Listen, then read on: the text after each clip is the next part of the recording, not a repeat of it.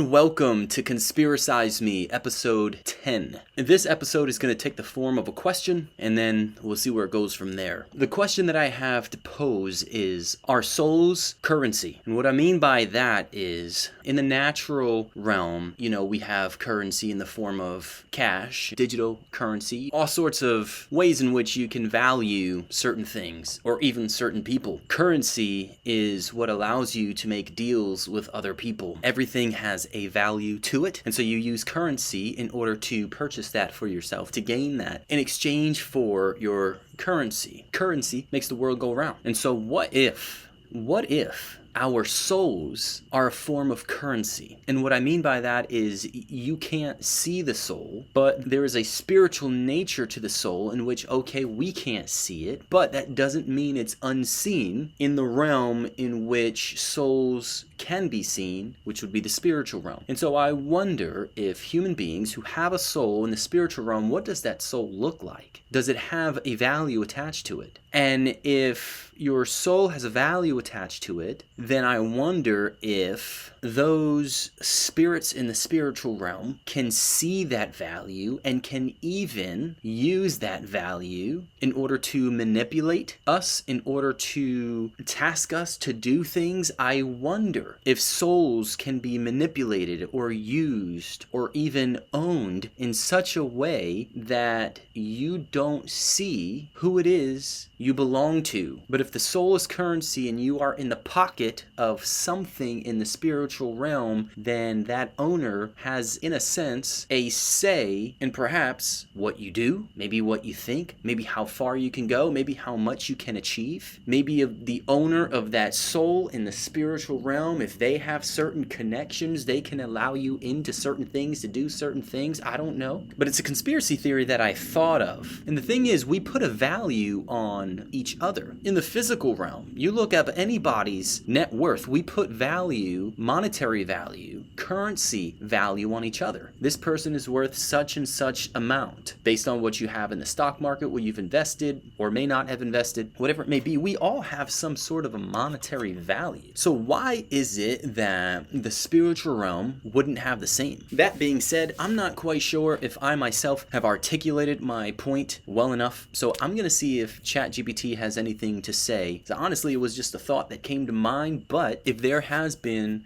some real dialogue around this, we might as well find out, dip in, and see what we come up with. All right, I think that's the biggest question that I have. What would it mean that our souls are currency for the battle between good and evil? When we're talking about good and evil in a spiritual sense, we're talking about fighting over the souls of humanity. So here's some of what ChatGPT says. I asked if this question has ever arisen in history or even present day. This is what it says. Yes, the idea of souls as a kind of currency, commodity, treasure, or prize has appeared repeatedly across religion, mythology, philosophy, literature, and conspiracy thinking. Usually not in the literal economic sense of coins or bank accounts, but in the sense that souls possess immense value in a spiritual hierarchy. I want to highlight that immense value. Your soul possesses immense value. Certain people prize money over others, or an amount of money over others, or certain lifestyle over others. Certain people, $1 million is not enough. $100 million is not enough. And so I wonder if even there are soul greedy spiritual forces of evil even that just don't stop at 1, 2, thousands. It has to be a boatload of souls. A lot of traditions hit at this indirectly. In Christianity, for example, there's the famous line from the Bible, "What does it profit a man to gain the whole world and forfeit his soul?" That statement only makes sense if the soul is viewed as more valuable than material wealth. The soul becomes the highest value possession a person has. The idea intensifies in stories about bargains with evil. In legends like Faust, a man trades his soul for knowledge, power, pleasure, or worldly success. That's essentially a spiritual transaction. The soul functions like collateral. Wow. The soul is essentially who you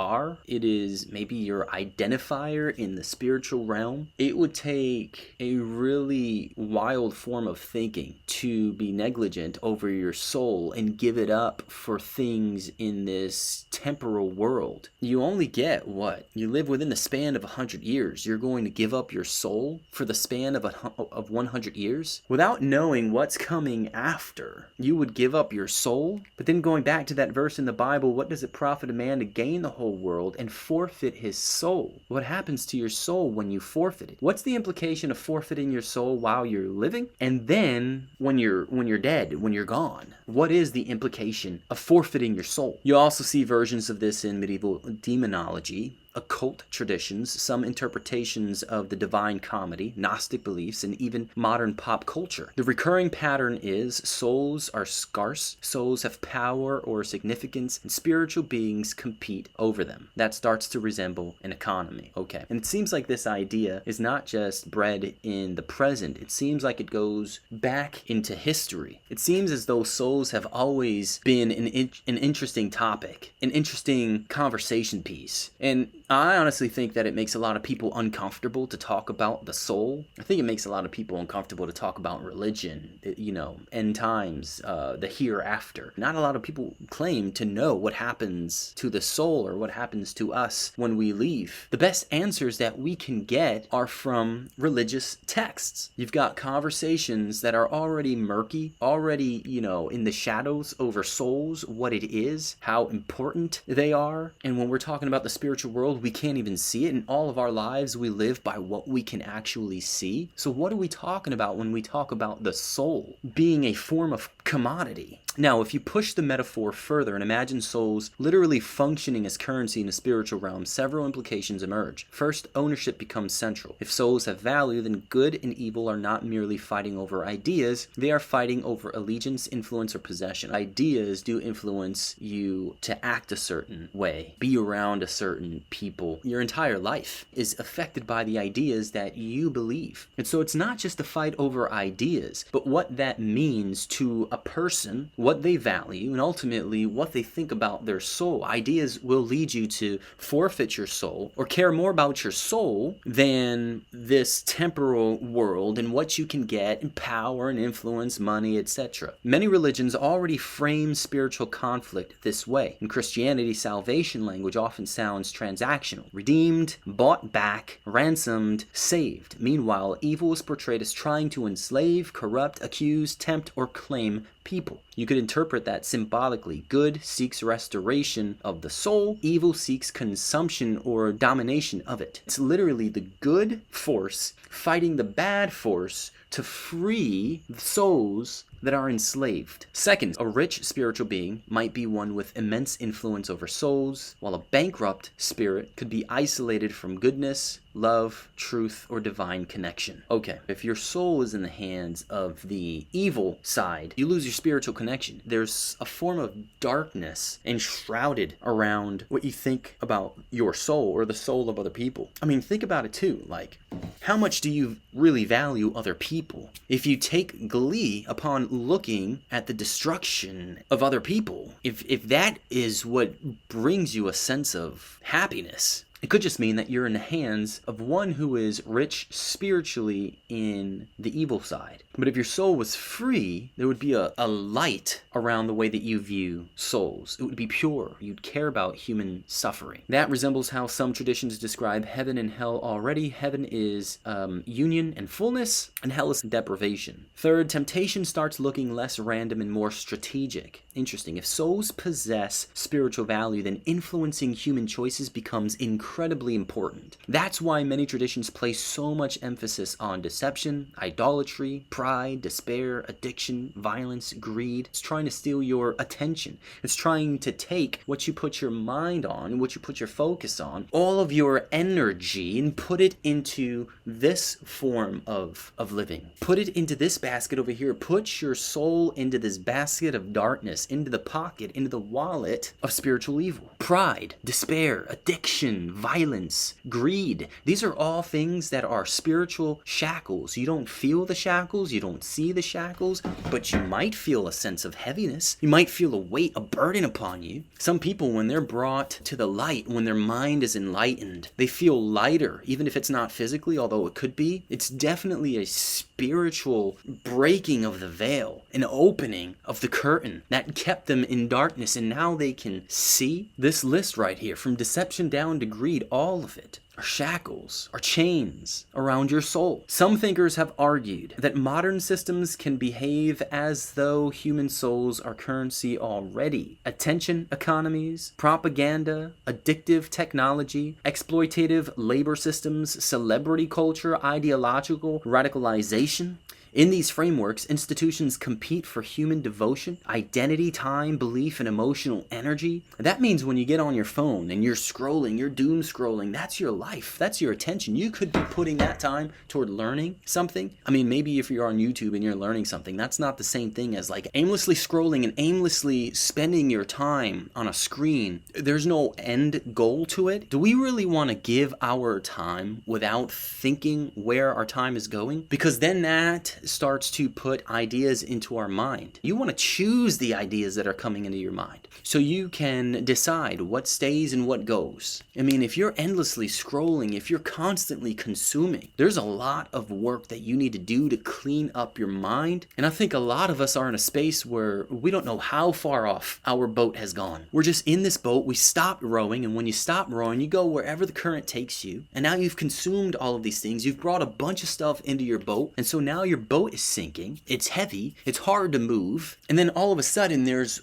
wind, there's rain, there's chaos, there's waves. It's taking you places that you never thought you would be. You're a lot further than you thought you were, because you know what? An hour wasted turns into a day wasted, turns into a week wasted, a year wasted. All of a sudden, 10 years down the road, you're like, now I should start taking things a little bit seriously, because I'm a parent, because I'm a grandparent, because I'm being given more responsibility. I'm a leader. We give ourselves up to so much nonsense in our day-to-day. And I think a lot of us tell ourselves, tomorrow I'll be better. I will wait until my next opportunity to do it differently. I'll do better, I'll be better next time. And then next time comes and you decide, next time I'll do it. And we push it off and we push it off. We are so good at pushing things off. You know what's probably the very opposite of that? Is these forces in the spiritual realm who understand the value of your soul. And so they don't put things off, because they know if they put things off, the enemy now has an opportunity to win that soul back. If we think of it in terms of war, we can never stop being vigilant. We can never stop watching. We can never let there be a moment where we just lay down our guard. We always have to protect our time, we have to protect our mind, and we have to do the best we can with the chances that we're given every day. Let me keep going here. In these frameworks, institutions compete for human devotion, identity, time, belief, and emotional energy that begins sounding spiritually economic even without invoking literal demons. Writers like C.S. Lewis explored this deeply, especially the Screwtape Letters, where demonic beings subtly compete to influence and gradually possess human souls through ordinary habits and decisions rather than dramatic evil. There it is. It's just the day-to-day decisions that you make over a lifetime make you who you are. It's not one big decision that ruins your life. So many people, they rack their brain and they think, I gotta make the right decision, like what college to pick, what job to take. You know what's more important than those big decisions? The small choices that you make regularly are way more important than the big decisions that you make at one point or another. And it's even the small decisions that you make that take you to those big decisions. And if you're making good small decisions, chances are you'll make a good, wise, big decision when you get there. Meanwhile, Carl Jung framed spiritual struggle psychologically, that the battle for the soul occurs inside the human psyche itself, between integration and fragmentation, truth and self-deception. He didn't believe in this spiritual realm. The important distinction is this: most serious religious and philosophical traditions do not portray souls as objects to be traded like poker chips. They portray souls as beings of intrinsic worth. It's not something that can be traded, bargained with, but it is something so valuable that to your essence, it determines who you are. And if in the spiritual realm there is a fight, there is a war going on to win souls, to enslave them or free them, then what side of that battle your soul is on really does determine the type of person you are and that you become, the decisions that you make. the lasting effects that you will have on generations to come? Human beings across history have repeatedly sensed that consciousness, moral choice, and identity carry a weight that transcends physical existence. And when cultures imagine good and evil battling